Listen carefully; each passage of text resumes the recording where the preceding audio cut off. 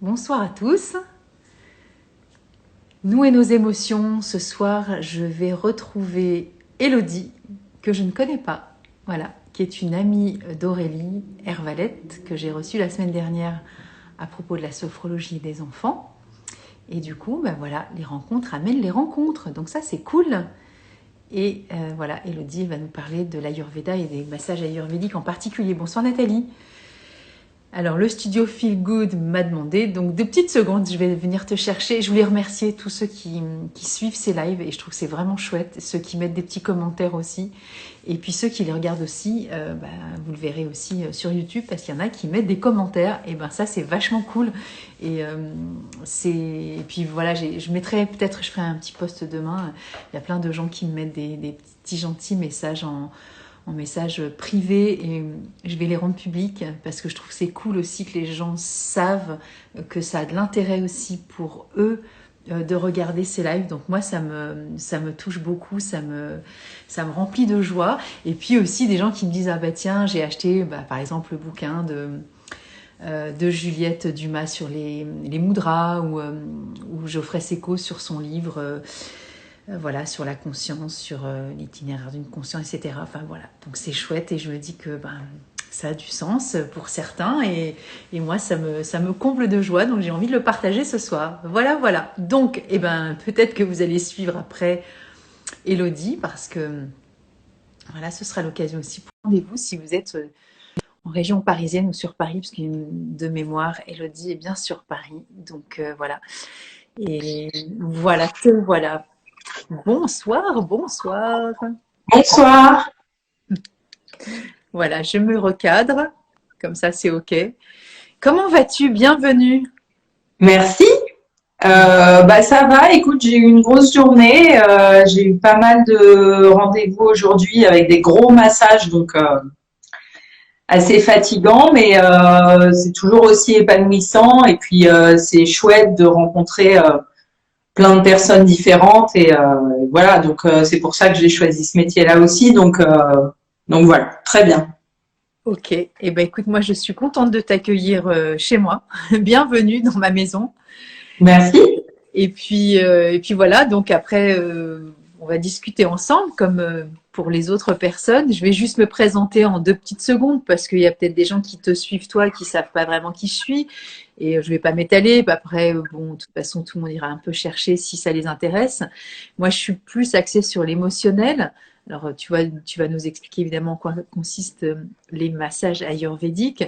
Et donc les fleurs de bac, peut-être que certains connaissent, peut-être qu'il y en a qui connaissent pas, qui ont juste entendu parler. Et les fleurs de bac, ça va gérer les émotions. Voilà. Alors même si on a des troubles physiques, ça va les accompagner. En tout cas, les troubles émotionnels qui sont liés aussi à des pathologies. Mais évidemment, je le redis toujours, ça ne traite pas de symptômes physiques à proprement parler. Donc c'est pas la vocation. Et puis voilà, je suis conseillère agréée fleurs de bac. Ça veut dire que j'ai une certaine approche qui est évidemment qui est fidèle au message de Bach qui a laissé en héritage donc, ce qu'on appelle le centre Bach en Angleterre. Et puis voilà, formatrice pour le centre Bach aussi et auteur de livres sur les fleurs, évidemment. Pas sur l'Ayurveda. Donc voilà, pas encore, ça m'étonnerait. On peut pas tout faire. Ou alors à 4 mains, tu vois. Voilà, donc je te laisse te présenter, Elodie, et que voilà, explique-nous un petit peu qui tu es, d'où tu viens, ou peut-être aussi comment t'es venu ce chemin aussi personnel, professionnel. Ouais, tout à fait. Bah oui, parce que moi, pour le coup, c'est sûr que je pense que les gens qui te suivent ne me connaissent pas. Donc, ce qui est bien normal. Pour aller très vite, je m'appelle Elodie Filbien et je suis donc voilà, d'où le studio Feel Good, un petit jeu de mots que je vous laisse apprécier. Je suis praticienne en massage ayurvédique et je suis praticienne en massage ayurvédique depuis peu de temps parce qu'en fait j'ai été diplômée en juillet dernier. D'accord. Et j'ai lancé mon entreprise en novembre. Donc, tu vois, c'est tout récent. Et avant, en fait, j'étais salariée. J'allais dire, j'étais comme tout le monde. J'étais salariée. Comme beaucoup, on va dire. Comme beaucoup de gens. Voilà, comme beaucoup de gens. Et par ailleurs, c'est un parcours que je rejette pas du tout. Enfin, je vais en parler dans 5 minutes, mais J'étais salariée dans la com et bah voilà, j'ai travaillé en agence, j'ai travaillé chez l'annonceur et mon dernier employeur, enfin, ça se passait très bien, hein, moi j'étais très heureuse. Et mais il y a 4 ans, ma maman est tombée malade en fait et elle a eu un cancer du poumon. Et elle est toujours là, hein, je dis tout de suite. Elle a eu un cancer du poumon et le premier, puisque là elle en est à son deuxième malheureusement, le premier elle a été opérée, donc on a pu éviter la chimio et les médecins étaient assez contents parce qu'ils l'avaient pris très tôt. Mais elle a fait une rechute un an après et en 2018 on a dû la mettre sous chimio. Et en fait, moi, j'avais déjà démarré un chemin où je m'étais remise au yoga parce que j'avais fait beaucoup de yoga pendant 10 ans, mais de façon un peu sporadique, quoi. C'était pas très suivi. Je changeais de prof, je changeais de centre, je changeais de maison. Du coup, j'arrêtais pendant 6 mois. Enfin bon, voilà. Et quand elle est tombée malade, je me suis dit bon là, il va me falloir un truc, il va me falloir une béquille parce que sinon je vais pas tenir justement émotionnellement et psychiquement. En plus, j'avais mon petit qui avait 1 an à peine, donc voilà, moi je revenais à peine au boulot. Enfin, c'était très compliqué. Et je me suis tournée vers le yoga et je m'y suis mise vraiment tous les jours. Ça a été un vrai soutien. Et puis quand elle a fait sa rechute et qu'elle a commencé sa chimio, donc en 2018, je me suis dit il doit y avoir un truc qui existe pour prendre en charge la santé des gens avant que ce soit trop tard et avant qu'ils soient gravement malades, quoi. Et en fait, m'intéressant beaucoup au yoga, mais aussi à l'alimentation, parce que j'étais déjà convaincue que c'est un peu notre premier médicament, m'intéressant aussi à l'impact des émotions et du psychisme hein, sur la survenue des maladies, parce qu'on sait que ça a un vrai grand rôle. Je me suis dit bah tiens, je vais essayer de trouver, je vais essayer de voir s'il y a un truc qui existe qui lie tout ça en fait, hein, la nutrition, l'exercice physique, la santé mentale, etc. Et puis bah j'ai fait très très peu de recherches et je suis tombée assez naturellement sur l'Ayurveda et en plus je me suis rendu compte que c'était très très lié au yoga. Donc voilà, donc après je me suis dit bon bah c'est génial ce truc, j'en avais pratiquement pas entendu parler moi en tant que yogini et puis bah le chemin s'est fait au fur et à mesure des mois. Moi j'ai commencé un premier module de formation. Alors pourquoi les massages? Je n'en sais rien, très honnêtement, je ne peux pas te le dire. C'est-à-dire que j'ai trouvé une école d'Ayurveda dans Paris, pas trop loin de chez moi, donc en plus pour ma vie de famille c'était pas mal. Et ils font plusieurs parcours, hein, ils ont différents parcours, mais moi je suis allée vers les massages. Et encore maintenant, je ne me l'explique pas vraiment, mais parce que je massais pas plus que ça, quoi. Et j'ai commencé un premier module. Alors là, on était 3 mois avant le Covid et avant le confinement, donc je suis toujours dans les bons coups. Hein. Et j'ai dû arrêter après pendant 6 mois, mettre en stand-by. Mais en tout cas, le chemin s'est fait petit à petit. Et puis, bah voilà, au bout de 4, 5, 6 modules de formation, je me suis dit, bon, bah là, il va peut-être falloir en faire quelque chose. Et puis, bah, au bout d'un moment, il a été le moment de passer le diplôme en juillet dernier. Et puis, j'ai fait un business plan. Et puis, voilà. Et puis, bah, tout s'est aligné. Le business plan était viable. J'ai eu le diplôme. Enfin, tu vois, voilà. Donc, à un moment, je me suis dit, bon, bah, allons-y. Voilà. Et du coup, tu as quitté ton emploi de salarié ou c'était concomitant? Parce que tu l'as évoqué tout à l'heure, du coup, ça s'est passé de façon très fluide. Ouais. J'ai quitté mon emploi de salarié, j'ai posé ma dème en juillet dernier et j'ai fini début novembre. Donc oui, j'y suis allée à fond, mais ça aussi, c'est un peu, on en parlera, mais c'est assez cohérent avec ma constitution pour le coup. Ah bah oui, de toute façon, oui, tu vas nous en parler, c'est évident.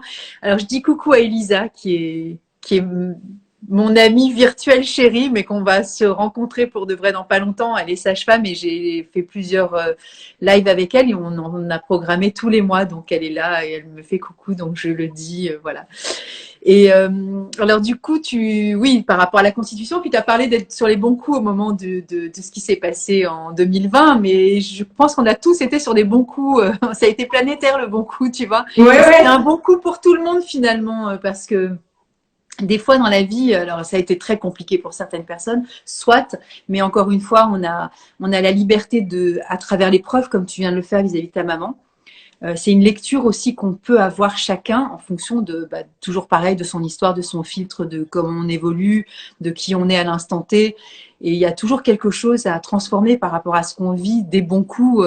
Voilà, donc écoute, c'est toujours pareil, il y a une question de résilience aussi. Bon, c'est un mot des fois qui est un peu galvaudé, mais ça veut dire qu'à un moment donné, quand t'es pas toujours bien à ta place, comme tu es en train de l'exprimer au moment où tu étais en tant que salarié, mais tu étais bien quand même, il y avait une partie de toi qui était peut-être pas non plus complètement en résonance avec tout ton peut-être potentiel, en tout cas de ma sœur, même si tu le savais pas encore.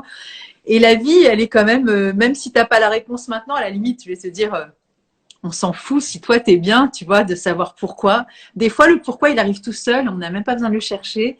Et puis des fois, il n'arrive pas tout de suite. Ou on a l'impression qu'on sait maintenant, et qu'à posteriori, quand on regarde des fois 2 ans, 5 ans après, on dit, ouais, j'ai cru que je savais pourquoi, mais j'ai encore une autre lecture du pourquoi. Donc, à la limite, je dis pas que c'est qu'on s'en fout, mais ce qui est important, c'est qu'on soit bien maintenant. En fait, c'est ça le plus important à mon sens. Hein, et j'ai envie de dire un truc aussi, c'est j'y ai pensé, puis après j'avais oublié, mais en te réécoutant là, Édouard Bach. Donc lui, il est né en 1886. Il est devenu médecin en 1917 et il a commencé à faire toutes ses études de médecine, etc. Mais il a fait beaucoup de recherches et notamment, il s'est vachement intéressé à l'Ayurveda. Ah, bah, je savais pas du tout.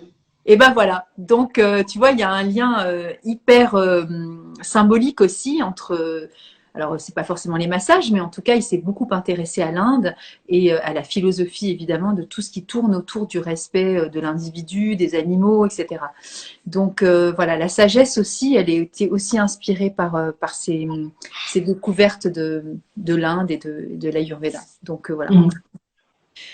Alors, ton profil, le massage. Parce que j'ai mis dans la story, j'ai mis Kapha, Pitta et Veda. Ouais, alors, le premier, c'est Vata. Voilà, Vata. Non, parce qu'il y a un ordre pour les dire. Mon maître disait souvent, il faut être correct. Tu es là pour ça, Elodie, hein, donc on t'attend. Après, j'ai la pression. J'espère que je vais pouvoir répondre aux questions et tout, pas dire de bêtises. Mais... Écoute, restons humbles, hein, tu fais comme tu peux et puis oui, ça donne des intentions et voilà, pas de souci. Tout à fait, tout à fait. En fait, pour résumer très brièvement, l'Ayurveda, c'est la médecine traditionnelle indienne et elle a 5000 ans. On en a les premières traces écrites d'un livre très très ancien qui s'appelle ça y est, j'ai oublié le nom, qui s'appelle le Charaka Samhita, voilà, pardon. Oui, parce qu'il y a plein de mots sanscrits très compliqués. Hein, donc, voilà. Le Charaka Samhita, on estime qu'il a été écrit vers entre moins 400 et moins 200 avant Jésus-Christ. Et c'est là que tu as la première approche de comment surviennent les maladies, une première tentative d'examen clinique, etc. La forme, elle est très symbolique hein, parce qu'en fait, c'est un colloque de sages qui se réunissent sur un flanc de l'Himalaya pour discuter de la santé humaine. Et donc ça, c'est la première trace écrite. Et le grand principe de l'Ayurveda, c'est ce qu'on appelle la théorie des doshas. Et en fait, les doshas, c'est quoi? Ce sont des énergies. En sanskrit, dosha, ça veut dire impureté. Donc, c'est important de le savoir parce qu'en fait, c'est des énergies de vie, c'est-à-dire qu'il y en a 3. On considère qu'ils sont partout et qu'il faut qu'il y ait les 3 pour que la vie s'épanouisse. D'accord? Donc, ils sont en nous, ils sont dans notre environnement, ils sont partout, les doshas. Et en fait, c'est leur combinaison qui fait que la vie est possible. Mais dosha, ça veut dire impureté. Ça veut dire que c'est aussi l'origine des maladies. Donc, voilà. Et le principe de l'Ayurveda, mais tu sais, c'est comme on dit, on est des poussières d'étoiles quelque part. Le principe de l'Ayurveda, c'est qu'on est un fragment de l'univers et qu'on est un fragment des éléments qui sont dans l'univers et dans notre environnement. C'est-à-dire que il y a 5 éléments en Ayurveda. Il y a la terre, l'air, l'éther, qui est l'élément le plus subtil et le moins palpable de tous, l'eau et le feu. Et on considère que on est fait de tous ces éléments qu'on retrouve dans la nature et que ces éléments sont pour chacun d'entre eux dans les 3 doshas. En fait, chaque dosha est une combinaison de 2 éléments. Et ces doshas, selon la combinaison avec laquelle ils prennent place en nous, ça va nous donner ce qu'on appelle la prakriti. Alors, la prakriti, c'est une espèce de carte d'identité et c'est notre constitution ayurvédique. Voilà, j'espère que j'ai déjà pas trop perdu les gens. Non, c'est vachement intéressant. Non, c'est très clair et c'est très accessible. Tu parles d'un langage que tout le monde peut comprendre. Donc, merci beaucoup. Alors moi, j'ai envie de faire des liens déjà avec Bach parce que il y a aussi la notion des éléments, tu vois, dans la fabrication aussi des élixirs floraux. Donc, il a beaucoup insisté aussi sur les éléments comme l'air, la terre, l'eau, le soleil. Pour pouvoir nourrir la plante et récupérer aussi les élixirs avec de l'eau. Donc, tu vois, tous les éléments, ils sont là. Et cette notion d'impureté qu'on a aussi en nous, dans le sens où chaque fleur, donc là, c'est pas des doshas, c'est des fleurs, il y en a 38, il n'y en a pas 3. Il y a cette notion d'ambivalence et en même temps de notion d'équilibre. Alors c'est de l'impureté, mais nous on appelle ça des défauts entre guillemets, puisque le vocabulaire est assez limité. On peut appeler ça comme on veut. Bon, en anglais, il le disait en anglais, hein, mais nous, on le traduit un peu comme ça, comme une notion de rééquilibrage. En fait, c'est cette énergie-là qui est en déséquilibre et qui fait que quand on est en excès de colère, alors la colère, c'est OK, mais quand on est en excès, ça donne ce côté impur en nous et qui, justement, va générer de la pathologie. Donc, c'est complètement en lien avec ce livre que je ne renommerai pas parce qu'il n'y a que toi qui sais. Donc, voilà. Oui. Mais en fait, les fondements du bouquin de Bach, c'est aussi ça. Tu vois, c'est que évidemment, c'est ce que tu disais tout à l'heure, on est précurseur. Alors, c'était ton souhait de départ quand tu expliques par rapport à la récidive de la pathologie de ta maman. C'est que avec les fleurs de Bach, tout comme ce que je comprends de l'Ayurveda, c'est cette notion anticipatoire sur si j'arrive à rééquilibrer là sur mes 38 émotions, je suis en état de peut-être dissiper en tout cas l'évolution de la maladie ou la fréquence, la récurrence ou l'intensité, enfin peu importe, parce que Bach lui-même aussi a été malade, hein. Donc c'est pas parce que on fait des fleurs qu'on n'est pas malade ou qu'on ne meurt pas. Enfin, je veux dire, faut arrêter non plus le délire, quoi. Oui, tout à fait. On est OK. Par contre, voilà, on peut tomber malade et tomber malade sur des périodes qui sont beaucoup plus courtes qu'avant, par exemple. Et ça, c'est déjà un signe avant-coureur de cette anticipation et ce côté un peu, comment on dit, préventif de l'individu face à ce que nous sommes par rapport aux épreuves que nous traversons. Et ce que j'entends à travers ce que tu dis, c'est les mêmes notions, en fait, qui se retrouvent dans les doshas. Et toi, tu parles de 2 polarités et qui se retrouvent dans les éléments aussi, les 2 éléments qui sont dans chaque dosha. Alors, en fait, oui, chaque dosha est constitué de 2 éléments. Et en fait, voilà, ça va donner notre carte d'identité et notre constitution ayurvédique. Et en fonction de ça, ça va déterminer notre physionomie, notre silhouette, notre musculature, notre métabolisme. Ça va déterminer peut-être des problèmes digestifs. Ça va déterminer des biais psychiques ou des problèmes de santé mentale, de la dépression, de l'angoisse, des choses comme ça. Et en fait, là où je suis complètement d'accord avec toi, c'est que, alors moi, je suis pas du tout dans la médecine ayurvédique, hein, parce qu'il y a des médecins ayurvédiques, c'est important de le dire, ils font 5 à 10 années d'études post-bac. C'est pas du tout mon cas. Moi, je me suis limitée à presque 2 ans de formation. Bon, ça va déjà. Mais moi, je suis vraiment dans le bien-être ayurvédique.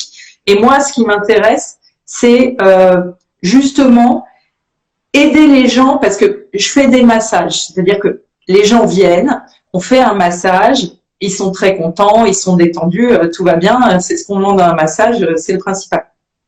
Mais ce qui est plus intéressant pour moi, c'est à la limite de les conseiller déjà en fonction de leur constitution, et ça on peut le savoir assez facilement et assez rapidement dès lors qu'on est suffisamment formé, hein, c'est comme tout. Et puis surtout, de leur donner des clés dans leur quotidien et de leur dire, toi, ta constitution, c'est ça, donc tu pars avec ces armes-là, entre guillemets. Donc, je le sais parce que tu as tel problème digestif, je sais pas, telle réaction par rapport à l'imprévu, par rapport au changement. On réagit pas tous de la même façon. Hein. Tu es plus dans l'angoisse, tu es plus dans la léthargie, etc. Et à partir de cette carte d'identité ayurvédique, moi, ce qui m'intéresse, c'est de les aider à en tirer le meilleur parti, en fait, parce que moi, c'est ce que ça m'a apporté. C'est-à-dire au fur et à mesure que j'avançais dans cette formation, ce qui était très intéressant, c'était que je comprenais mes réactions. Je me disais, ah oui, ouais, effectivement, je comprends mieux pourquoi je réagis comme ça, parce qu'il y a plein de fois où on réagit, je sais pas, par la colère, par le stress, et on se dit, mais qu'est-ce que je fais? Je fais n'importe quoi, qu'est-ce qui m'arrive, etc. Et alors qu'avant, c'était une frustration, c'est-à-dire que je comprenais pas pourquoi j'avais des réactions, parce que moi, je suis un peu tout feu, tout flamme. Voilà. Un peu de pita, on va dire, c'est ça?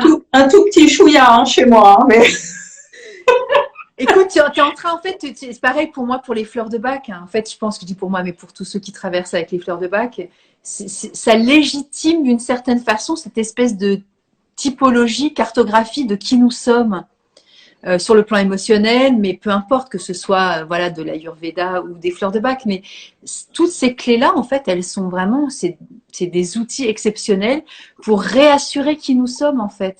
Et ce sont des forces. Et on a l'impression qu'on est bourré de défauts, comme je disais tout à l'heure, ou d'impureté, comme tu pourrais dire, voilà, dans les mots que tu as employés. Mais finalement, ce sont que des cadeaux qui sont à notre disposition pour évoluer.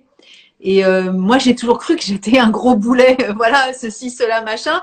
Non, mais tu vois, quand tu te découvres à travers tout ça, tu te dis, mais finalement, c'est aussi ce que je suis dans tout mon potentiel. Et ça, c'est quand même fabuleux de pouvoir se lire de cette façon-là. Et c'est ce que tu es en train de dire, en fait. Hein. Ben, oui, oui. Alors moi, c'est pareil. Moi, je trouve l'Ayurveda très, très intéressant parce que très complet. Après, je suis pas dogmatique, c'est-à-dire que je comprends aussi que des gens trouvent leur bonheur dans la médecine traditionnelle chinoise, d'autres choses. Évidemment. Mais en fait, ce que je trouve génial dans l'Ayurveda, c'est que ça donne des clés de compréhension de qui on est et de ce qu'on est, et surtout des clés d'acceptation. Parce que je trouve le problème majeur, moi je trouve, hein, des gens que je reçois, parce que moi mes receveuses, il y en a peut-être 2 sur 3, elles arrivent et elles commencent par s'excuser déjà. Donc ça c'est très symptomatique. Hein. Ah excusez-moi Élodie, j'ai trop de poids, excusez-moi, je suis pas épilée, excusez-moi, je suis pas souple, etc. Et en fait, ce que je trouve génial avec l'Ayurveda, c'est que comme on se connaît mieux, on se comprend mieux, on s'accepte mieux, et si on fait les bonnes choses pour prendre soin de sa santé avec ces éléments de compréhension-là, après, la vie, elle est plus simple. Et moi, effectivement, mon dosha pitta, en création d'entreprise, il m'a été hyper utile. Évidemment. Ouais. Donc, en fait, des traits que je détestais avant chez moi, mais vraiment, hein, eh ben oui, mais quelque part, et tu parlais d'équilibre tout à l'heure, et c'est vraiment ça le but du jeu en Ayurveda. Le but du jeu, c'est tu pars avec des armes, tu pars avec une constitution. Le but va être de rester à l'équilibre. Parce que dès qu'il y a un dosha qui est déséquilibré, là, tu peux avoir des pathologies qui deviennent plus sérieuses et qui sont un petit peu embêtantes. Donc voilà. Alors, il y a Céline qui gentiment nous fait son petit témoignage. Donc, j'ai eu la chance de rencontrer un médecin ayurvédique lors d'un burn-out et ça a été salvateur. Une nouvelle vie s'est ouverte à moi. Mais écoute, merci Céline. Moi, je sais que ma fille a rencontré une amie récemment, il y a 1 an, qui a fait des études justement d'Ayurveda et qui l'a pris en charge sur un équilibre global, on va dire, hein, corporel, émotionnel, psychique, etc. Et là, c'est vraiment la révolution pour ma fille, en fait. Je la vois et c'est assez spectaculaire, alors qu'elle avait déjà vu d'autres types de soignants, hein, un médecin naturopathe aussi, parce que bon, voilà, mes enfants ont toujours été là-dedans, mais ça a été vraiment pour elle quelque chose de très, comme dit Céline, ça a été vraiment salvateur et une nouvelle vie s'est ouverte aussi pour elle. Donc je pense qu'on c'est hyper éloigné de notre culture occidentale. Hein, c'est très très complexe. Hein. La naturopathie, c'est pareil, on a aussi des cartographies avec des tempéraments. parce que j'ai fait 2 ans de naturo, donc on retrouve aussi voilà, en naturopathie, mais aussi en oligo-éléments. Enfin voilà, il y a plein de morphotypes comme ça qui se détachent. Et mais c'est plus accessible entre guillemets parce que déjà c'est plus récent. Mais l'Inde c'est très très loin de notre pays et en même temps c'est hyper comment dire séduisant parce que c'est exotique et donc ça nous fait rêver. Mais il faut quand même se mettre, et c'est pour ça que je disais dans la story, j'avais rencontré une amie qui habite toujours à l'île de la Réunion et qui a fait enfin, elle est très spécifique au niveau de l'alimentation ayurvédique. Elle donne des cours, elle fait plein de choses comme ça, mais elle m'a montré sa bibliothèque quand j'étais là-bas, mais c'est un truc, mais enfin, quand tu disais que tu as fait 2 ans, mais tu peux passer ta vie à apprendre l'Ayurveda. C'est un truc qui n'a pas de cesse, en fait, c'est exceptionnel, mais c'est un état d'esprit incroyable, quoi. Et puis alors, ça c'est tellement vrai que moi quand je fais mes accompagnements en bien-être ayurvédique et que du coup, pour résumer, je fais un massage sur mesure à la personne après avoir déterminé sa constitution. Et quelques jours après, je lui envoie une fiche avec des recommandations. Et en fait, j'essaye vraiment de rester très accessible et très simple parce que ce que je dis souvent aux gens, c'est si vous vivez Ayurveda, vous pouvez pas travailler. Vous passez votre vie à ça. Et c'est tellement vrai que mon maître, par exemple, alors lui c'est une sommité, hein, c'est le descendant de médecins ayurvédiques de génération en génération, etc., nous expliquait que lui n'a jamais mangé pareil que sa sœur, qui n'a jamais mangé pareil que sa mère, qui n'a jamais mangé pareil que son père. Enfin, si on plonge dans l'Ayurveda de façon un peu puriste, c'est voilà, la vie est peu compatible avec ça. Enfin, la vie moderne en tout cas. C'est-à-dire que lui a une histoire aussi très singulière. Oui.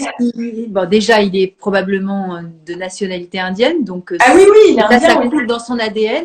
Et si en plus ses aïeux étaient voilà des précurseurs et des enseignants, enfin, tu vois, c'est un peu normal aussi. Mais bon, c'est une vie. Enfin, je veux dire, tu te dédies à ça. Voilà, moi, je veux bien vivre que de ça. C'est mon truc, tu vois. Je veux dire, après tout, on s'en fout. Chacun vit comme il a envie de vivre, tu vois. Mais moi, ce qui me semble le plus complexe des fois par moment, et je sais qu'on en avait parlé en naturo avec ma prof d'alimentation, c'est qu'elle nous avait donné des tips par rapport à ça. Mais du coup, nous, c'était une question ouverte. Peut-être que tu auras la réponse. Puis j'ai une deuxième question aussi, il ne faut pas que je l'oublie. C'est par rapport à ton maître. Il est résident en France ou c'était en visio comment ça se passe? Parce que je vais revenir à la première question, mais. Ouais, non, en fait, mon école, elle est dans le 12e à Paris. Donc, ouais, et donc oui, il vit en France. Alors, je sais qu'il a une maison près d'Avignon, donc il a 2 centres en fait. Hein. Il a 2 centres de formation, un à Paris dans le 12e et un à Sorgues, je crois.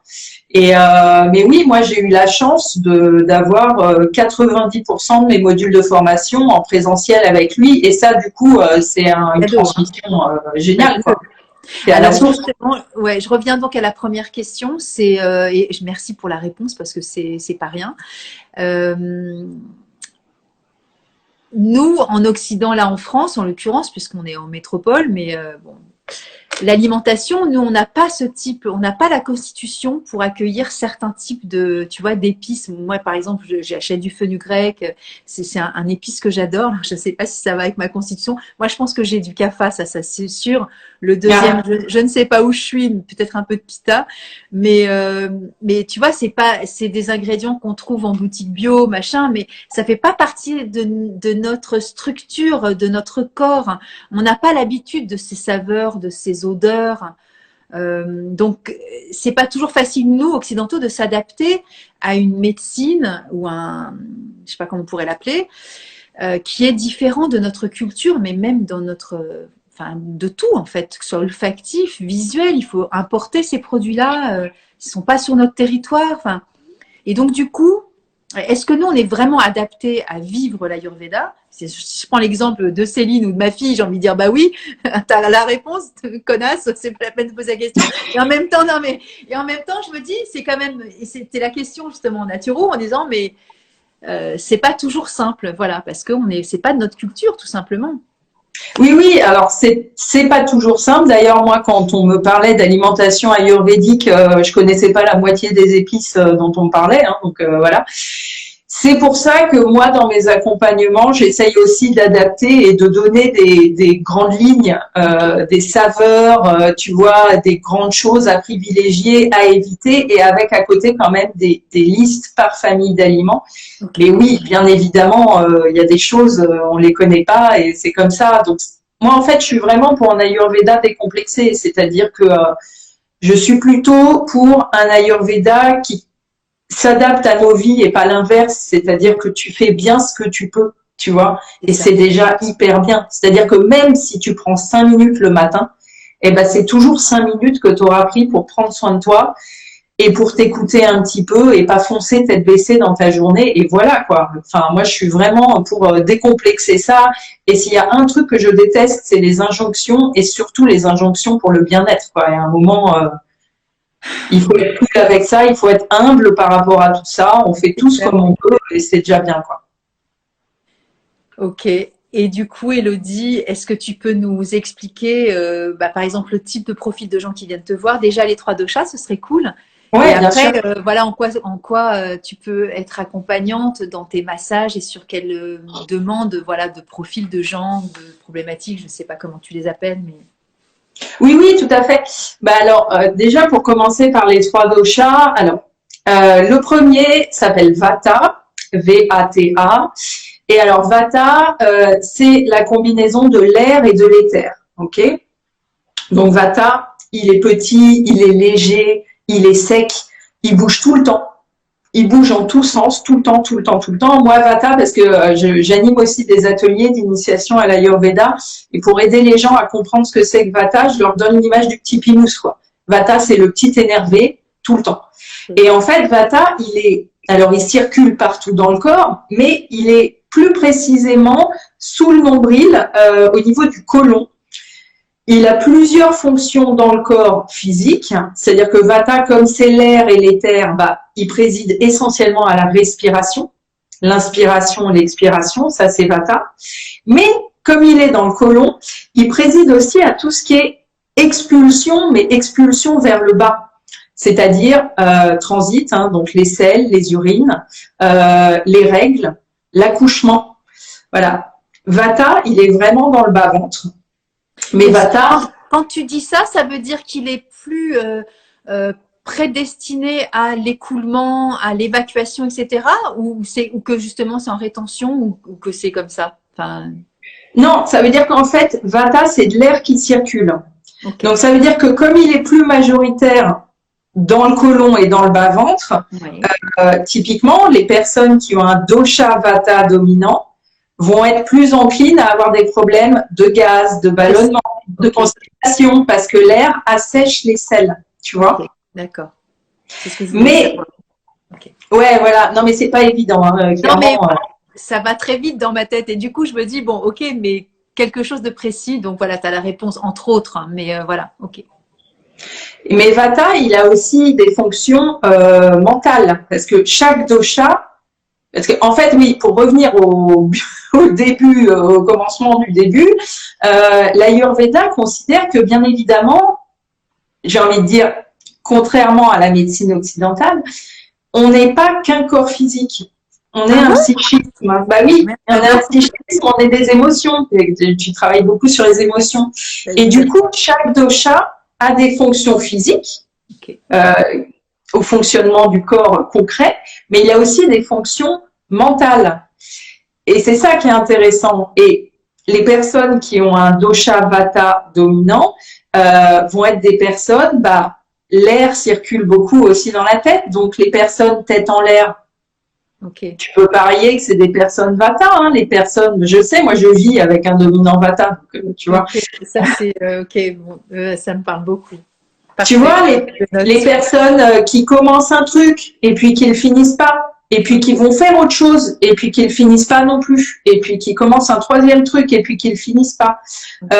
Les personnes qui ont une belle imagination souvent, hein, Vata c'est l'imagination, mais c'est aussi la lassitude. Ils commencent les trucs et puis ils se lassent, ils abandonnent. C'est des personnes qui ont comme première réaction l'angoisse. Tu vois, c'est des personnes très anxieuses. Ok. Souvent, c'est des personnes qui sont au niveau physionomie très longues, très minces, Ok. qui sont très légers parce que leur élément, c'est l'air. Voilà, donc Vata, c'est le premier des 3 doshas et c'est à la limite le plus important parce que sans lui, il n'y aurait pas les 2 autres. Hein. Ah, ok, d'accord. Ok. Voilà, C'est lui qui constitue, c'est pour ça qu'il arrive en premier aussi. exactement. Donc, il y a Donc, Oblio 8, ça, j'espère que je lis bien, mais qui dit ah bah c'est moi ça. Donc c'est cool, c'est bien. Tu mais viens oui, de- c'est Odile. Bonjour Odile, c'est ma copine Odile. Alors moi je me reconnais, mais pas dans le côté long et élancé et mince machin. Donc tu vois après, est-ce qu'on a, c'est pas Eh ben oui. forcément en équilibre, enfin en priorité, ça peut être une partie. Alors, en fait, ça m'amène à un autre point, c'est que on part du principe que ce que je te disais au début, pour que la vie s'épanouisse et pour qu'on soit vivant, en gros, il faut les 3 doshas. Très bien. Donc, on a tous les 3. Donc, tu vas retrouver des caractéristiques de chaque dosha en toi. Ça. Cela dit, on considère qu'il y en a souvent un, voire 2 dominants, souvent 2 quand même. Pourquoi? Parce que ce qu'on appelle le dosha dominant externe, ça va nous donner des infos sur notre enveloppe corporelle, la forme de notre corps, notre métabolisme, notre silhouette. Et notre dosha dominant interne, ça va être la digestion et le psychisme. Ok. Donc en fait, tu peux avoir des gens qui sont Vata Pitta, tu peux avoir des gens qui sont Pitta Kapha, tu vois. Donc voilà. Après, tu peux avoir des gens qui sont Vata externe, Vata interne. Odile, typiquement, c'est une vraie Vata. Double Et je effet. le sais, non mais c'est Ah une oui, tu amie la qui en connais. plus je l'ai massée, donc je la connais très bien. Mais donc voilà. Le deuxième, Le deuxième. donc Pitta. Alors Pitta, c'est la combinaison de beaucoup de feu et d'un peu d'eau, Ok. mais surtout beaucoup de feu. Pitta, il se situe plus majoritairement au niveau de l'estomac. Ok. D'accord. Et Pitta, sa fonction essentielle, on va dire, sa fonction la plus importante, c'est la digestion. Ok. Mais la digestion sous toutes ses formes.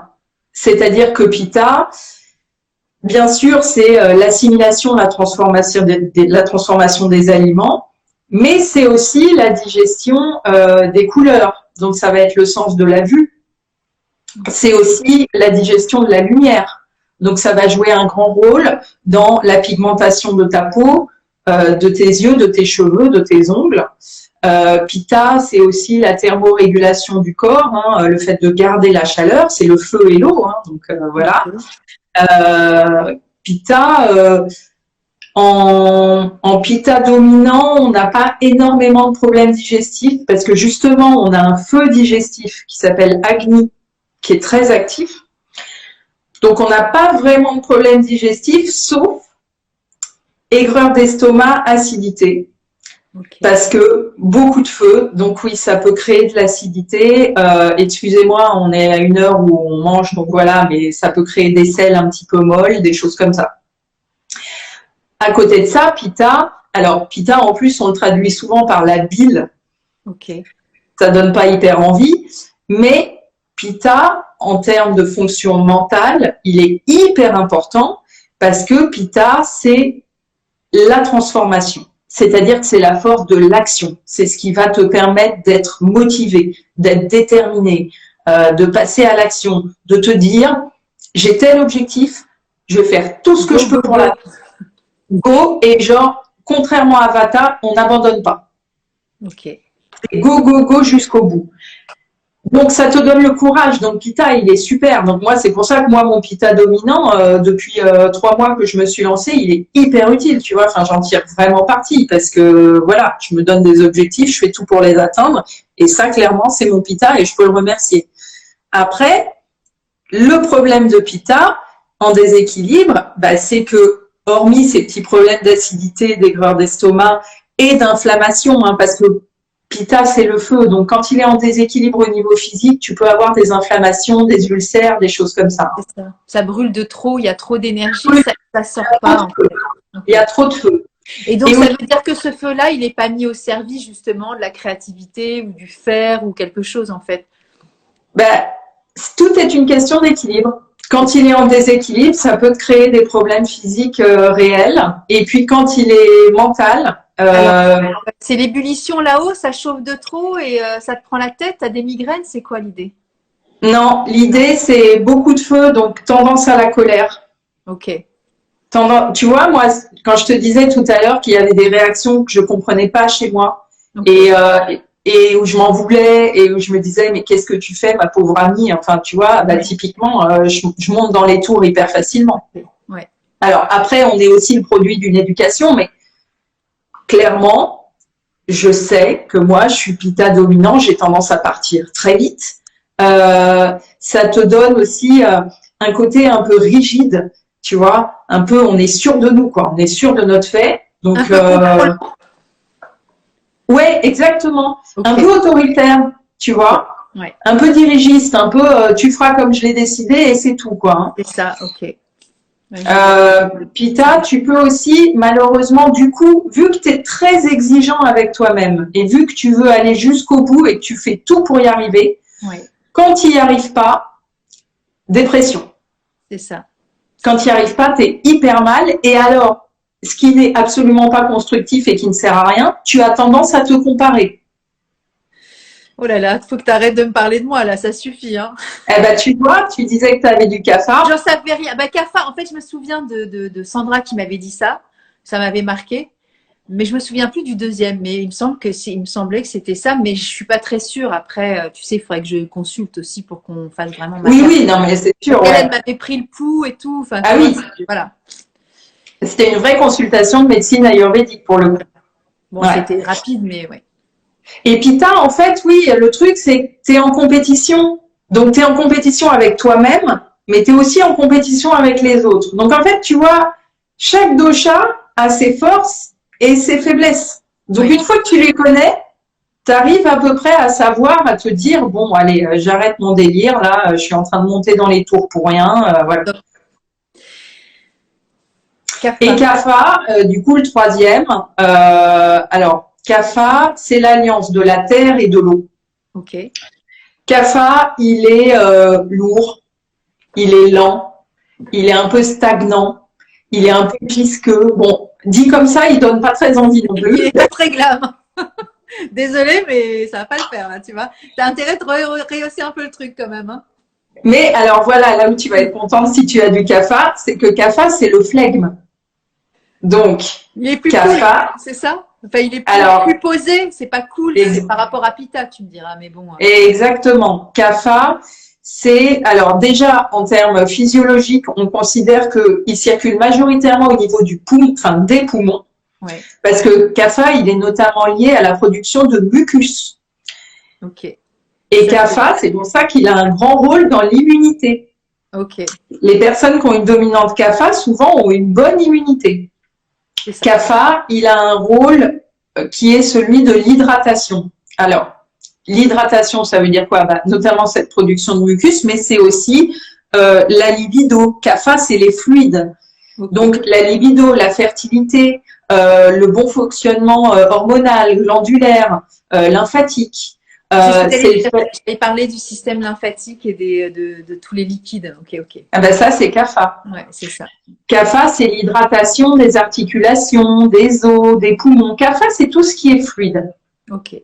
Et donc, Kapha au niveau mental, qu'est-ce que ça donne? Ça donne des super qualités. Les personnes qui ont un mental Kapha, c'est des personnes gentilles, bienveillantes, douces, empathiques. Elles sont patientes. Elles sont, tu vois, elles sont vraiment dans l'empathie, dans le dialogue, dans la compassion. Kapha, c'est vraiment des personnes, j'ai envie de dire, rondes dans tous les sens du terme. Parce que la morphologie Kapha, souvent, c'est des gens qui ont tendance à prendre du poids rapidement, à être en surpoids. Et on peut avoir ça comme pathologie. Hein. En Kapha déséquilibré, on peut avoir de la rétention d'eau, de l'obésité, du surpoids. Et puis, au niveau mental, comme ils sont très cool, le problème, le pendant de ça, c'est petite tendance à la paresse. C'est ça. une petite tendance à la léthargie, à la procrastination. Alors, une fois qu'ils sont bien motivés, c'est des bosseurs, hein, les cafards, mais c'est vrai que sinon, ils s'ennuient vite. Bon, voilà, faut un peu les motiver, quoi. Ouais, et encore une fois, même si on est dominant, on a quand même les deux autres doshas. Donc, Bien sûr. sauf Elodie qui en a deux pour le prix d'un, mais j'exagère, mais elle a quand même du kapha et du pitta, mais c'est le vata qui domine chez elle. Et en même temps, c'est pareil pour tout le monde, en fait. On a toujours les Oui, deux autres, donc ça rééquilibre. tout à fait. Et puis, ce qu'il faut savoir aussi, c'est que tu pars avec ta constitution, on considère qu'elle se fixe vers 16-17 ans. Ok, Et c'est pour ça que moi, bon, déjà, parce que je me verrais pas faire ça, très honnêtement, mais je n'ai pas le droit de masser les enfants de moins de 17 ans. ok. Parce qu'on considère qu'il n'y a pas vraiment d'intérêt, en fait. Hein, Bah oui, voilà. ouais, ouais. Si ce n'est, bon, moi, mes enfants, enfin, moi, mon fils me demande de le masser, là, depuis plusieurs semaines et j'ai pas le temps, je vais le faire. Mais, mais sinon, avant 16-17 ans, il n'y a pas grand intérêt. Mais une fois que tu as constitué, puis en plus, il y a la puberté, hein, c'est-à-dire qu'il se passe tellement de choses entre 12 et 18 Faut que. leur foutre la paix. Bon, après l'ostéopathe, moi je suis hyper favorable. Voilà, voilà. Elisa Boileau, dont je parlais tout à l'heure, elle est sage-femme, mais elle est aussi ostéopathe. Et l'ostéopathie, quel que soit l'âge, hein, il faut y aller, il n'y a pas de souci. Mais c'est pas les mêmes enjeux que Oui, les oui, bien massages sûr. védiques. Donc voilà. Mais en gros, il faut quand même leur foutre la paix. Oui, oui. Et puis, par contre, ce qu'on se dit aussi, c'est que tu pars avec ta constitution vers 16-17 ans qui est fixée, mais après, tout peut bouger parce que selon ta période de vie, est-ce que tu viens d'avoir un bébé? Est-ce que tu es en ménopause? Est-ce que tu as eu un choc émotionnel? Est-ce que tu as eu un deuil où tu as perdu beaucoup de poids? Du coup, tu vas être plutôt en vata, tu vois? Rien n'est figé en fait. Hein. Tu pars avec une constitution de base. Complètement. Mais moi, si tu viens me voir à un instant T, je vais faire, si on prend un massage doshik sur mesure, je vais faire ce qui te correspond à l'instant T, mais peut-être qu'un an plus tard, ce sera pas la même chose. Ouais. C'est passionnant, Elodie. Je suis trop contente Ah bah, d'être avec toi. Mais j'apprends plein de trucs. Je trouve ça génial. C'est vraiment, c'est d'une puissance incroyable. Enfin, je le savais, voilà, mais ça fait du bien, tu vois, d'avoir des explications aussi claires et très simples, en fait. C'est une bonne entrée en matière pour pouvoir aller plus loin après. ouais, et puis en plus, moi, c'est un truc qui me tient à cœur, c'est-à-dire que, comme je te disais, moi, je rentre par les massages parce que c'est ça que j'ai commencé et que ça me passionne et qu'en plus, je trouve qu'il y a, dans les massages, il y a toujours un moment un peu suspendu, il y a toujours un truc qui se passe avec la personne. Bah oui, Mais au-delà de inévitable. ça, c'est ouais, et au-delà de ça, c'est pour ça que j'anime des ateliers. C'est pour ça que sur mon compte Instagram, j'essaye de faire de la pédagogie, mais en restant accessible, quoi. Parce que je veux pas noyer les gens dans des termes sanscrits sans fin, dans des notions hyper complexes. Alors oui, effectivement, ça va peut-être pas plaire aux puristes, mais moi, ce qui m'intéresse, c'est de faire connaître cette pratique. Écoute, moi, c'est la même chose avec les fleurs de bac, tu vois. On reste toujours dans la simplicité et c'est quand même l'essentiel. Et dans le partage. Donc voilà, on est sur le même registre. Et donc, vous savez que cette vidéo, elle va être en IGTV et après, je la mets sur YouTube parce que j'ai une chaîne YouTube pour ceux qui ne le savent pas. Et donc, sous cette vidéo d'IGTV, je vais remettre les coordonnées d'Elodie. Le studio Feel Good et puis pareil sur la chaîne YouTube, donc ceux qui tomberont par hasard sur ta vidéo n'ayant pas toujours Instagram, c'est aussi pour ça que je le mets sur YouTube parce que tu sais il y a plein de gens qui n'ont pas ces outils là, Oui, qui n'ont pas oui, non, mais t'as Facebook bien non raison. plus. Et du coup YouTube c'est un peu plus accessible parce que tu n'as pas besoin d'avoir de compte pour ça, et si vous avez envie de partager, franchement c'est fait pour ça, les vidéos et les partages que je fais avec vous, parce que comme je disais d'entrée de jeu, bah, c'est chouette de faire partager des connaissances qu'on n'a pas, et puis ça ouvre l'esprit des fois. Puis des fois, on a envie d'aborder des sujets avec des gens et on n'ose pas et on préfère dire va regarder ça, on en reparle après. Et là, pour le coup, c'est cool. Donc, Elodie, euh, j'ai deux trucs à demander. Bon, alors déjà, comme j'avais dit, les gens qui viennent te voir, qu'est-ce que tu pratiques toi?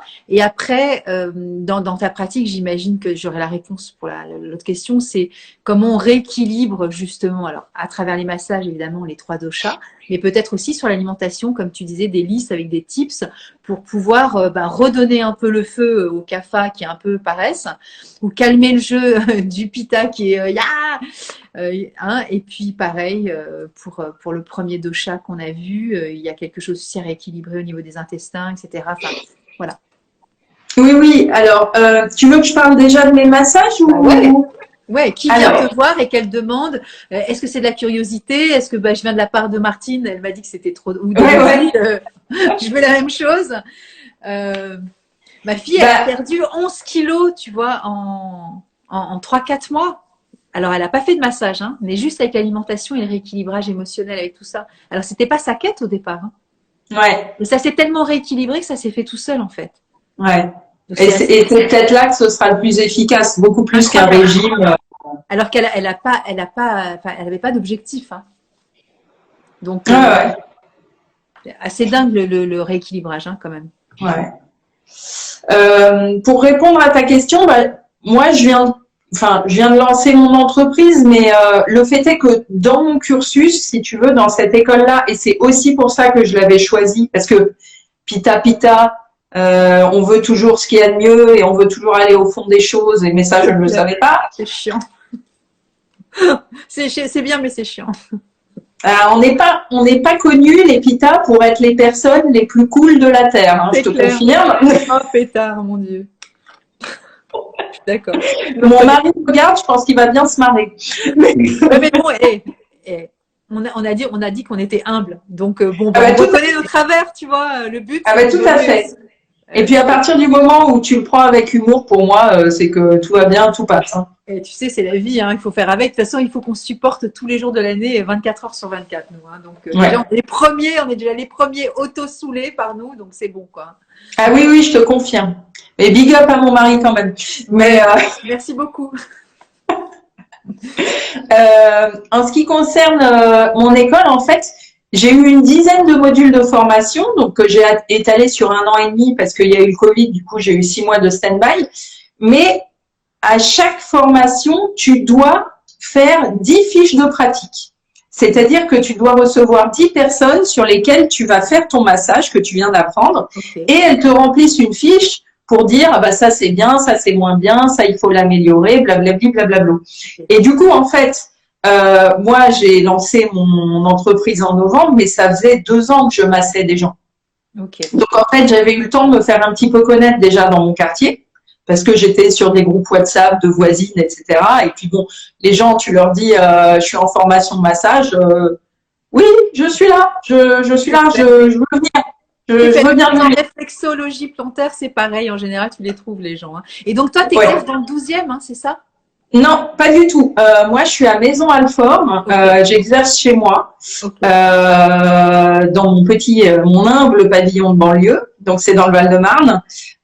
Sauf le jeudi, parce que ça fait 3 semaines que je suis dans une salle dans le 16e à Paris, parce que je voulais pas me couper de la clientèle parisienne. Et donc, tous les jeudis, je suis dans un centre qui s'appelle Aya. Et qui a plein de thérapeutes, et donc c'est justement une vision un peu holistique de la santé, hein, psychique, physique. Il y a plein de domaines, donc ça c'est super. Mais en ce qui concerne mes clientes maisonnaises, ou en tout cas du Val-de-Marne ou de l'Est parisien, parce que j'ai des gens qui viennent de l'Est parisien, je me suis fait connaître beaucoup sur les réseaux sociaux, donc parce que le fait est que chez moi il n'y a pas grand chose en termes de bien-être. Donc les gens, je pense, en plus après 2 ans de Covid, étaient avides de ça. C'est-à-dire que ils étaient en mode, en plus c'était avant Noël, donc ils étaient en mode ah oui, où est-ce que vous êtes, qu'est-ce que vous faites, ça m'intéresse, etc. Sauf que 90% des gens qui viennent me voir, en l'occurrence des femmes beaucoup, hein, ne savent pas du tout ce que c'est que les massages ayurvédiques, parce que même si c'est millénaire et même si c'est la première médecine au monde au niveau historique, les gens ne connaissent pas. Les gens me disent « Ah, alors moi, j'aime bien les massages thaï. Ah, alors moi, j'ai l'habitude de faire du shiatsu. Ah, moi, j'aime bien faire du californien, etc. » Et je leur dis « Mais est-ce que vous avez déjà fait des massages ayurvédiques ?» Et en fait, ils viennent parce qu'ils ont besoin d'un massage, quoi. Hein, voilà. Et là, je leur explique que le but de la séance, en tout cas si je fais bien mon travail, c'est qu'on travaille en détente musculaire, dans tous les protocoles, hein, mais qu'il y a aussi une partie psychique, et que le but des massages ayurvédiques, parce que c'est une vraie branche du bien-être et de la médecine ayurvédique, c'est aussi de reposer le mental. Ok. Donc moi, mon but, c'est qu'à la fin du massage, que la personne revienne ou pas, c'est que tout le monde soit redescendu de 3 étages. Hein. C'est qu'elle reparte dans un état d'apaisement qui est global. Et en fait, oui, petit à petit, là, je commence à avoir un petit peu de bouche à oreille. Je commence à avoir des gens qui me disent ah bah j'ai ma copine qui est venue, alors elle m'a dit que c'était vachement bien, alors je viens, etc. C'est rigolo quoi. Alors, ça se passe comment concrètement, du coup? Il y a des parties du corps en fonction de ce que tu vois, Vata, Pitta, etc. Ou est-ce que c'est le corps en globalité au niveau du massage Est-ce que tu utilises autre chose que tes mains, par exemple? Alors non, je n'utilise que mes mains. Ok. C'est l'unique ustensile. En fait, moi, j'ai plusieurs protocoles à ma carte. Donc, j'ai des massages corps entier Ouais. à l'huile de sésame chaude. Des massages qui sont, on les appelle les massages tridoshiques. Ok. Parce que 3 doshas. Donc, c'est des massages qui conviennent à tout le monde, en fait. Hein. C'est-à-dire que c'est le même protocole pour tout le monde. Donc, à la limite, les gens m'appellent, ils me disent, bon, je veux faire un Abhyanga, je veux faire un Madhyamika. Bon, on est parti. Et moi, j'applique le protocole. En fait, non, parce que la plupart du temps, je vois très bien de quelle constitution ils sont. Et si je peux leur caler un ou deux petits gestes sur mesure, je le fais. Parce que je sais que ça va leur faire du bien. Bien sûr, bien sûr. À côté de ça, j'ai aussi un protocole qu'on appelle le protocole doshique, c'est ce dont je te parlais. C'est qu'en fait, il faut compter plutôt 1h30 la séance alors qu'il n'y a qu'1 heure de massage pur. Pourquoi? Parce que la première demi-heure, on va discuter et je vais poser plein de questions à la personne pour déterminer sa constitution et pour lui faire le massage vraiment sur mesure, sur mesure. Et souvent, ce n'est pas ce qu'ils veulent. C'est-à-dire que c'est là où qu'ils veulent, mais le corps, il a besoin d'autre chose aussi, j'imagine. Hein. Et puis en plus, moi, c'est ce que souvent mon maître m'a dit, par exemple, que en Ayurveda, on se rend vite compte que ce qu'on veut n'est pas bon pour nous. Donc typiquement, j'ai des gens, là dernièrement, j'ai eu des clientes qui étaient de profil Vata, si tu veux, physiquement, et qui sont arrivées billes en tête en me disant ah, moi, j'aime les massages hyper appuyés, hein. Moi, j'adore les massages thaï, etc. Et en fait, je leur ai dit oui, bien sûr, en me disant bah je vais faire ce que je veux, puis tu me diras après ce que tu en penses. Et en fait, je leur ai fait le massage, le protocole Vata, qui collait à leur constitution. Or, le protocole Vata, vu que Vata, c'est de l'air et de l'éther, et que c'est la respiration, c'est le transit, mais c'est aussi les mouvements du corps, c'est aussi l'énergie cinétique, le fait de marcher, le fait de sauter, etc., le fait de courir. C'est beaucoup de gestes cinétiques, donc, mais pas forcément appuyés. Donc, je leur ai fait un protocole qui n'est pas forcément appuyé, mais qui est bien pour elles. Et elles ont lâché de façon incroyable en me disant mais qu'est-ce que tu as fait là? Parce que genre il n'y a aucun autre massage appuyé qui m'a fait ça. Donc en fait, mon travail aussi, en ce qui concerne le massage doshique, c'est de dire aux gens, bah, je t'apporte pas forcément ce que tu veux, je t'apporte ce dont tu as besoin.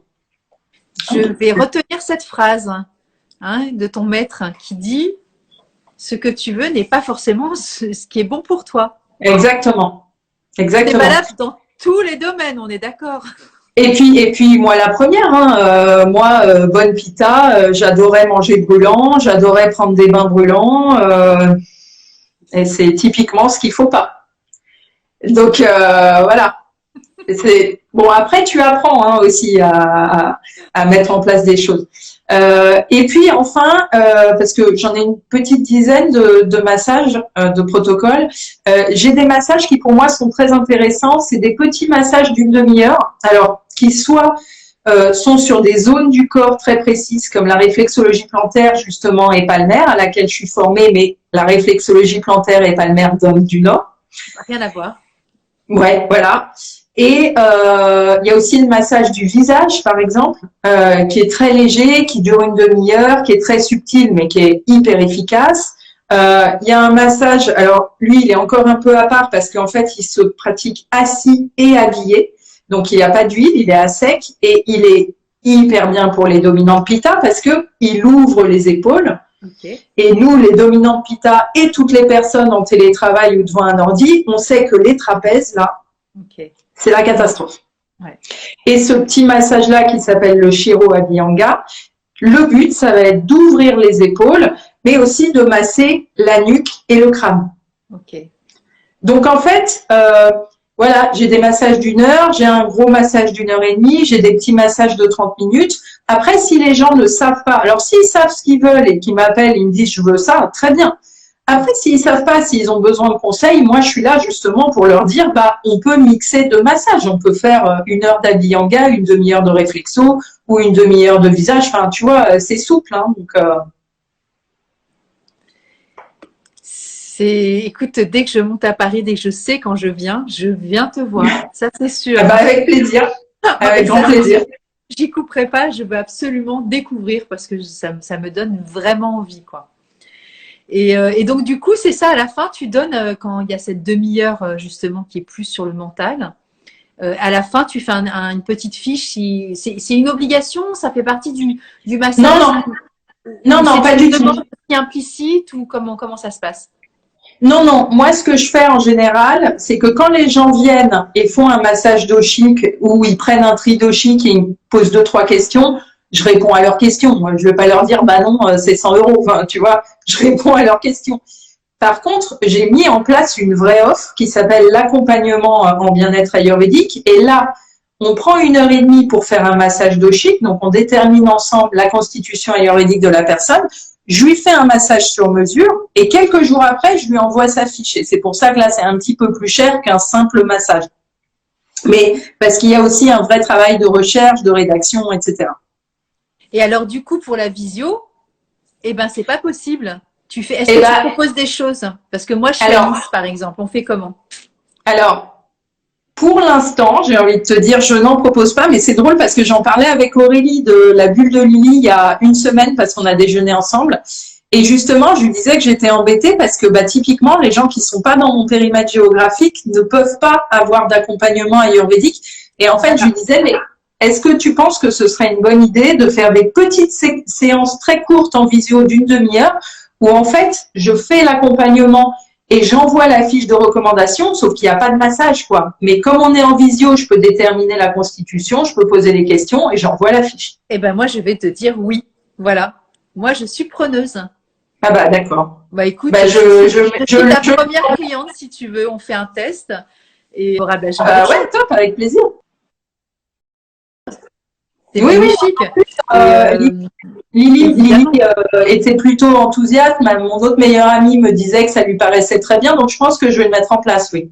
Exactement, c'est ce qu'il faut faire. Je manque de batterie, ça y est, c'est mon ordinateur qui s'est éteint. Donc, du coup, l'appareil allait s'éteindre.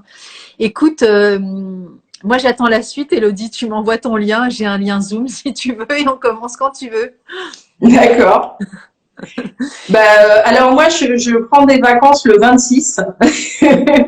Ah oui, parce que ce que j'ai oublié de te dire, parce que moi, si tu me lances, je peux parler toute la soirée. Ah bah putain, un peu normal, hein.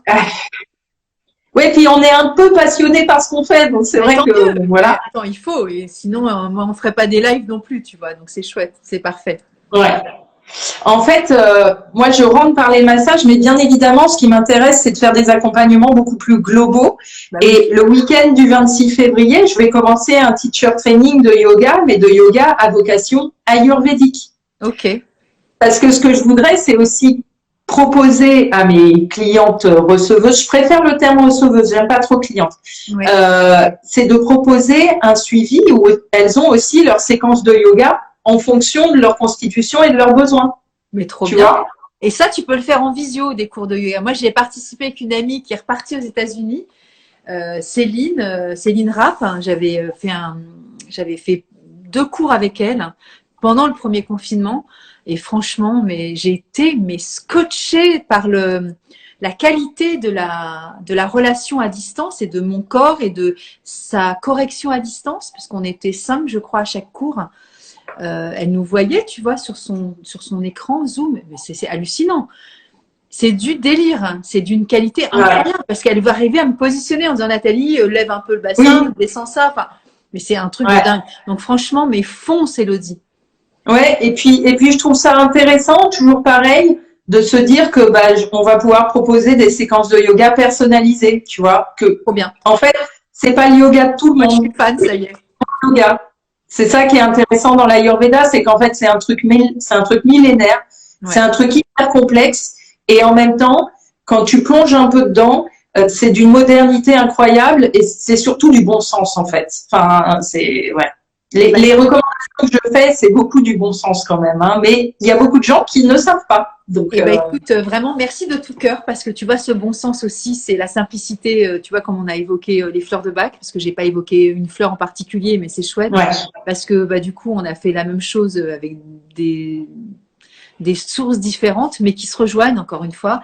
Et merci pour Artisans du bien-être. Vous êtes choux toutes les deux, c'est très gentil. Et donc du coup, Aurélie qui dit. Mais oui, c'est une super idée. Aurélie, je le redis, Aurélie Hervalette, que j'ai reçue la semaine dernière sur la bulle de Lily à propos de la sophrologie pour les enfants. Donc, je vous invite à ceux qui regardent la vidéo ou sur YouTube de regarder le replay en IGTV parce que c'était vachement bien et on en refera. On a dit on a déjà reprogrammé une date pour un deuxième live.